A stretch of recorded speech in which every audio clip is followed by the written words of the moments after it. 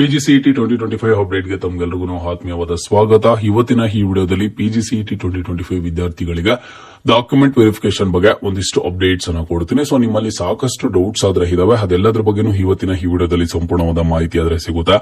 Document verification ಅನ್ನ ಎಲ್ಲಿ ಮಾಡಿಸಬೇಕು, ಕೆಎ ಕಡೆಯಿಂದ ಪ್ರೊಸೀಜರ್ ಯಾವ ರೀತಿ ಇರುತ್ತೆ, ಏನೆಲ್ಲ ಸ್ಟೆಪ್ಸ್ ಇರುತ್ತೆ ಅಂತ ಹೇಳ್ಬಿಟ್ಟು ಸೊ ಇವತ್ತಿನ ಈ ವಿಡಿಯೋದಲ್ಲಿ ತಿಳಿಸ್ಕೊಡ್ತೀನಿ. ವಿಡಿಯೋನ ಕಂಪ್ಲೀಟ್ ಆಗಿ ವಾಚ್ ಮಾಡಿ. ಚಾನಲ್ಗೆ ಫಸ್ಟ್ ಟೈಮ್ ವಿಸಿಟ್ ಮಾಡಿದ್ರೆ ಅಥವಾ ಇನ್ನೊಂದು ಸಬ್ಸ್ಕ್ರೈಬ್ ಮಾಡ್ಕೊಂಡಿಲ್ಲ ಅಂತ ಅಂದ್ರೆ ಈ ಕೂಡಲೇ ಚಾನಲ್ಗೆ ಲೈಕ್ ಸಬ್ಸ್ಕ್ರೈಬ್ ಅನ್ನ ಮಾಡ್ಕೊಳ್ಳಿ. ಮೊದಲಿಗೆ ನೋಡಿ, ಪಿಜಿಸಿಇಟಿ 2025 ವಿದ್ಯಾರ್ಥಿಗಳಿಗೆ ಎಂಬಿಎ, ಎಂಸಿಎ ಅಂಡ್ ಆಗೇನು ಸಹ ಎಂಟೆಕ್ ವಿದ್ಯಾರ್ಥಿಗಳಿಗೆ ಈಗಾಗಲೇ ಸಹ ನಿಮ್ಮ ಒಂದು ರಿಸಲ್ಟ್ ಅನ್ನ ಡಿಕ್ಲೇರ್ ಮಾಡಿರುವಂತದ್ದು. ರಿಸಲ್ಟ್ ಡಿಕ್ಲೇರ್ ಮಾಡಿದ ಆದ್ಮೇಲೆ ನೀವು ಸಾಕಷ್ಟು ಸ್ಟೂಡೆಂಟ್ಸ್ ಡಾಕ್ಯುಮೆಂಟ್ ವೆರಿಫಿಕೇಶನ್ ಬಗ್ಗೆ ಕೇಳ್ತಿದ್ರೆ. ಯಾಕಂತ ಅಂದ್ರೆ ನಿಮ್ಮ ಒಂದು ಸೂಪರ್ ಸೀನಿಯರ್ಸ್ ಅನ್ನ ಇಲ್ಲ ಅಂತಂದ್ರೆ ಅದಕ್ಕಿಂತ ಸೀನಿಯರ್ಸ್ ಅನ್ನ ಕೇಳಿದ್ರೆ ಅವ್ರು ಹೇಳ್ತಾರೆ ಪಿಜಿಸಿಇಟಿ 2025 ರಿಸಲ್ಟ್ ಬಂದಿದ್ದ ಆದ್ಮೇಲೆ ಮಲ್ಲೇಶ್ವರಂಗೆ ಹೋಗ್ಬೇಕು, ಇಲ್ಲ ಅಂತಂದ್ರೆ ಪ್ರತಿ ಡಿಸ್ಟಿಕ್ ಅಲ್ಲೂ ಡಾಕ್ಯುಮೆಂಟ್ ವೆರಿಫಿಕೇಶನ್ ಅನ್ನ ಮಾಡ್ತಾರೆ. ಎಲ್ಲ ಒಂದು ಡಾಕ್ಯುಮೆಂಟ್ಸ್ ಅನ್ನ ರೆಡಿ ಇಟ್ಕೋಬೇಕು, ಅದ್ರ ಮೇಲೆ ಅಟೆಸ್ಟೆಡ್ ಅನ್ನ ಮಾಡಿಸಬೇಕು. ಆಧಾರ್ ಕಾರ್ಡ್ ಆಗಿರ್ಬೋದು, ಕ್ಯಾಸ್ಟ್ ಇನ್ಕಮ್ ಆಗಿರ್ಬೋದು, final previous year marks cards ಆಗಿರ್ಬೋದು, ಎಲ್ಲ ತರದ ಪ್ರಿಂಟ್ಔಟ್ಸ್ ಅನ್ನ ತಗೊಂಡು ಡಾಕ್ಯುಮೆಂಟ್ ವೆರಿಫಿಕೇಶನ್ ಅನ್ನ ಹೋಗಿ ಮಾಡಿಸಿದ್ರೆ ಆ ಡಾಕ್ಯುಮೆಂಟ್ ವೆರಿಫಿಕೇಶನ್ ಮಾಡೋ ಟೈಮಲ್ಲಿ ವೆರಿಫಿಕೇಶನ್ ಸ್ಲಿಪ್ ಅನ್ನ ಕೊಡ್ತಾರೆ ಅಂತ ಹೇಳ್ಬಿಟ್ಟು ನೋಡಿ. ಕಳೆದ 3 ವರ್ಷಗಳ ಹಿಂದೆ ಆಫ್ಲೈನ್ ಡಾಕ್ಯುಮೆಂಟ್ ವೆರಿಫಿಕೇಶನ್ ಅನ್ನ ನಡೆಸಿಕೊಟ್ಟಿದ್ರು. ಬಟ್ ಇವಾಗೆಲ್ಲ ಏನಾಗಿದೆ ಅಂತ ಅಂದ್ರೆ ಪಿಜಿಸಿಇಟಿ 2025 ವಿದ್ಯಾರ್ಥಿಗಳಿಗೆ ಕೆಇಎ ಕಡೆಯಿಂದ ಯಾವ ರೀತಿ ಡಾಕ್ಯುಮೆಂಟ್ ವೆರಿಫಿಕೇಶನ್ ಅನ್ನ ನಡೆಸ್ತಾರೆ ಅಂತ ಅಂದ್ರೆ, ಈಗಾಗಲೇ ನೀವು ಅಪ್ಲಿಕೇಶನ್ ಹಾಕೋ ಟೈಮಲ್ಲಿ ಒಂದಿಷ್ಟು ಡಾಕ್ಯುಮೆಂಟ್ಸ್ ಅನ್ನ ಅಪ್ಲೋಡ್ ಮಾಡಿರ್ತೀರಾ. ಅಪ್ಲೋಡ್ ಮಾಡಿದಾದ್ಮೇಲೆ ಜೊತೆಗೆ ಆಧಾರ್ ಕಾರ್ಡ್ ಆಗಿರ್ಬೋದು, ಕ್ಯಾಸ್ಟ್ ಇನ್ಕಮ್ ಆಗಿರ್ಬೋದು, ನೀವು ಅಲ್ಲೆಲ್ಲ ನಂಬರ್ ಹೊಡೆದ ತಕ್ಷಣ ನಿಮ್ಮೆಲ್ಲ ಒಂದು ಡೀಟೇಲ್ಸ್ ತೋರಿಸಿರುತ್ತೆ. ಅಂಡ್ ಜೊತೆಗೆ ಸಾಕಷ್ಟು students final sem marks entry ಮಾಡಿಲ್ಲ ಅಂತಿದ್ರು. ಸೊ ಮಾರ್ಕ್ಸ್ ಎಂಟ್ರಿ ಮಾಡೋದಕ್ಕೆ ಮತ್ತೆ ಒಂದು ಅವಕಾಶವನ್ನು ಕೊಡ್ತಾರೆ ಕೆಇಎ ಕಡೆಯಿಂದ ಮಾಡಬಹುದು. ನಿಮಗೆ ಯಾವ ರೀತಿ ಡಾಕ್ಯುಮೆಂಟ್ ವೆರಿಫಿಕೇಶನ್ ಇರುತ್ತೆ ಅಂತಂದ್ರೆ, ಸಪರೇಟ್ ಆಗಿ ಆಫ್ಲೈನ್ ಅಲ್ಲಿ ಎಲ್ಲೂ ಸಹ ಡಾಕ್ಯುಮೆಂಟ್ ವೆರಿಫಿಕೇಶನ್ ಆದ್ರೆ ಇರೋದಿಲ್ಲ. ಇಲ್ಲ ಅಂತಂದ್ರೆ ಆನ್ಲೈನ್ ಅಲ್ಲಿ ಮತ್ತೆ ಡಾಕ್ಯುಮೆಂಟ್ಸ್ ಅನ್ನು ಅಪ್ಲೋಡ್ ಮಾಡಬೇಕು. ಈ ರೀತಿ ಏನೂ ಸಹ ಕೇಳೋದಿಲ್ಲ. ಇಫ್ ಇನ್ ಕೇಸ್ ಏನಾದ್ರು ಕೇಳಿದ್ರು ಆನ್ಲೈನ್ ಅಲ್ಲಿ ಯಾವ್ದಾದ್ರು ಡಾಕ್ಯುಮೆಂಟ್ ಅನ್ನು ಅಪ್ಲೋಡ್ ಮಾಡೋದು ಕೊಟ್ರೆ ನೆಕ್ಸ್ಟ್ ಅಪ್ಲೋಡ್ ಮಾಡಬೇಕಾಗುತ್ತೆ. ಬಟ್ ಕೆಇಎ ಕಡೆಯಿಂದ ಲಾಸ್ಟ್ ಟೈಮ್ ಯಾವ ರೀತಿ ನಡೆಸ್ಕೊಟ್ರು ಅಂತ ಅಂದ್ರೆ, ಪಿಜಿಸಿಇಟಿ 2025 ವಿದ್ಯಾರ್ಥಿಗಳಿಗೆ ನಿಮಗೂ ಈ ವರ್ಷ ಏನ್ ಮಾಡ್ತಾರೆ ಅಂತ ಅಂದ್ರೆ, ಈಗಾಗಲೇ ರಿಸಲ್ಟ್ ಬಂದಿದೆ. ರಿಸಲ್ಟ್ ಬಂದಿದ್ದ ಆದ್ಮೇಲೆ ನೆಕ್ಸ್ಟ್ ನಿಮ್ಗೆ ಮಾರ್ಕ್ಸ್ ಎಂಟ್ರಿ ಮಾಡೋದಕ್ಕೆ ಒಂದು ಲಿಂಕ್ ಅನ್ನ ಕೊಡ್ತಾರೆ.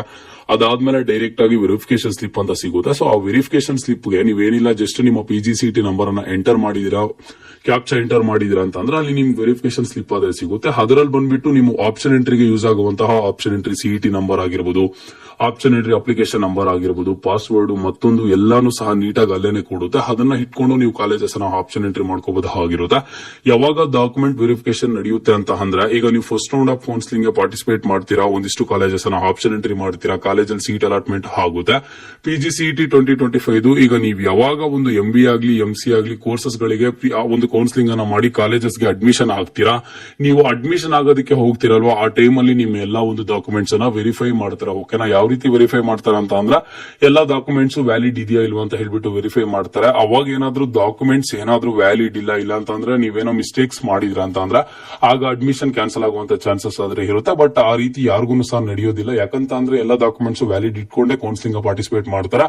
ಈಗಾಗಲೇ ಆನ್ಲೈನ್ ಅಲ್ಲಿ ನಿಮ್ದು ಒಂದ್ಸಲಿ ಕೆಎ ಅವರು ವೆರಿಫೈ ಮಾಡಿರ್ತಾರೆ. ಅದಾದ್ಮೇಲೆ ನೆಕ್ಸ್ಟ್ ನೀವು ಕಾಲೇಜಸ್ಗೆ ಅಡ್ಮಿಷನ್ ತಗೋತೀರಲ್ವಾ, ಆ ಟೈಮಿಗೆ ನಿಮ್ಗೆ ಬೇಕಿರುವಂತದ್ದು. ಆ ಟೈಮಿಗೆ ನೀವು ಏನ್ ತಗೊಂಡು ಹೋಗ್ಬೇಕು ಅಂತಂದ್ರೆ, ನಾರ್ಮಲ್ ಆಗಿ ಈಗ ನಿಮ್ ಪಿಜಿಸಿಇಟಿ ಅಪ್ಲಿಕೇಶನ್ ನಂಬರ್ ಆಗ್ಲಿ, ಇಲ್ಲ ಅಂತಂದ್ರೆ ನೀವು ಬ್ಯಾಂಕ್ಗಳಲ್ಲಿ ಫೀಸ್ ಅನ್ನ ಪೇ ಮಾಡ್ತೀರಾ ಆಗಿರ್ಬೋದು, ಇಲ್ಲ ಅಂತ ಅಂದ್ರೆ ಒಂದು ವೆರಿಫಿಕೇಶನ್ ಸ್ಲಿಪ್ ಆಗಿರ್ಬೋದು, ನಿಮ್ಮ ಒಂದು caste income, personal details, Aadhaar card ಆಗಿರ್ಬೋದು, ಈ ರೀತಿ ಡಾಕ್ಯುಮೆಂಟ್ಸ್ ಅನ್ನ ತಗೊಂಡೋಗಿ ನೀವು ಅಡ್ಮಿಷನ್ ಅನ್ನ ತಗೋಬಹುದು. ಓಕೆನಾ? ಸೊ ಡಾಕ್ಯುಮೆಂಟ್ ವೆರಿಫಿಕೇಶನ್ ಅಂತ ಅಂದ್ರೆ ಲಾಸ್ಟ್ ಇಯರ್ಸ್ ಅಲ್ಲೆಲ್ಲ ನಡೆಸ್ತಾ ಇದ್ದಿದ್ದು ಸಪರೇಟ್ ಐತೆ ಅದರ ಕತೆ. ಓಕೆನಾ? ಯಾವ ರೀತಿ ಅಂತ ಅಂದ್ರೆ, ರ್ಯಾಂಕಿಂಗ್ ಈಗ 1-2000 ರ್ಯಾಂಕಿಂಗ್ ಬಂದಿರೋರಿಗೆ ಇಂತಹ ದಿನಾಂಕ, ಇಂತಹ ಪ್ಲೇಸ್ಗೆ, ಇಂತಹ ಟೈಮಲ್ಲಿ ಅಂತ ಹೇಳ್ಬಿಟ್ಟು ಡಾಕ್ಯುಮೆಂಟ್ ವೆರಿಫಿಕೇಶನ್ ಅನ್ನ ನಡೆಸ್ಕೊಡ್ತಿದ್ರು. ಬಟ್ ಲಾಸ್ಟ್ ಇಯರ್ ಎಲ್ಲ ಡಾಕ್ಯುಮೆಂಟ್ ವೆರಿಫಿಕೇಶನ್ ಆ ರೀತಿ ನಡೀತು.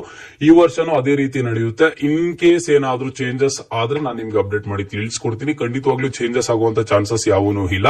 ಸೊ ಈಗ ಸದ್ಯಕ್ಕೆ ನೀವು ಇಷ್ಟನ್ನ ತಿಳ್ಕೊಳ್ಳಿ. ನೆಕ್ಸ್ಟ್ ನೀವು ಮಾರ್ಕ್ಸ್ ಎಂಟ್ರಿನ ಮಾಡ್ತೀರಾ, ಅದಾದ್ಮೇಲೆ ವೆರಿಫಿಕೇಶನ್ ಸ್ಲಿಪ್, ಅದಾದ್ಮೇಲೆ ನಿಮ್ಗೆ ಫಸ್ಟ್ ರೌಂಡ್ ಆಫ್ ಕೌನ್ಸಿಲಿಂಗ್ ಆದ್ರೆ ಸ್ಟಾರ್ಟ್ ಆಗುತ್ತೆ. ನಿಮ್ಗೆ first round, second extended round ಅಂತ 3 ರೌಂಡ್ಸ್ ನಡೆಯುತ್ತೆ. ಆ 3 ರೌಂಡ್ಸ್ ಅಲ್ಲಿ ನೀವು ಅಡ್ಮಿಷನ್ ಯಾವಾಗ ತಗೋತಿರೋ ಕಾಲೇಜಸ್ಗೆ, ಯಾವಾಗ ನಿಮಗೆ ರಿಸಲ್ಟ್ ಅನೌನ್ಸ್ ಆಗುತ್ತೋ ಕಾಲೇಜ್ಗೆ ನೀವು ಜಾಯಿನ್ ಆಗೋದಕ್ಕೆ ಹೋದಾಗ ಅಲ್ಲಿ ನಿಮ್ಗೆ ಡಾಕ್ಯುಮೆಂಟ್ಸ್ ವೆರಿಫೈ ಅನ್ನು ಮಾಡ್ತಾರೆ. ಓಕೆನಾ? ಇದು ಡಾಕ್ಯುಮೆಂಟ್ ವೆರಿಫಿಕೇಶನ್ ಕುರಿತು ಅಪ್ಡೇಟ್ ಆಗಿತ್ತು. ಅಂಡ್ ಪಿಜಿಸಿಇಟಿ 2025 ವಿದ್ಯಾರ್ಥಿಗಳಿಗೆ ಒಂದು ಗ್ರೂಪ್ ಅನ್ನ ಮಾಡಿದೀನಿ, ಟೆಲಿಗ್ರಾಮ್ ಗ್ರೂಪ್. ಈಗಾಗಲೇ ಸಹ 1000+ ಸ್ಟೂಡೆಂಟ್ಸ್ ಅದ್ರಲ್ಲಿ ಜಾಯಿನ್ ಆಗಿದ್ದಾರೆ. ನಿಮ್ಗೂ ಇಂಟ್ರೆಸ್ಟ್ ಇದ್ರೆ ನೀವು ಜಾಯಿನ್ ಆಗಿ ಅವ್ರ ಜೊತೆ ಡಿಸ್ಕಷನ್ ಅನ್ನು ಮಾಡ್ಕೊಳ್ಳಿ. ಓಕೆನಾ? ಇದು ಇವತ್ತಿನ ಮಾಹಿತಿ ಆಗಿತ್ತು. ಮುಂದೆ ಎಲ್ಲಾ ರೀತಿಯ ಹೆಚ್ಚಿನ ಪಿಜಿಸಿಇಟಿ ಕೌನ್ಸಿಲಿಂಗ್ ಅಪ್ಡೇಟ್ಸ್ ಜೊತೆಗೆ ಸಿಗ್ತಾ ಇರೋಣ. ಅಲ್ಲಿಯ ತನಕ take care and keep watching.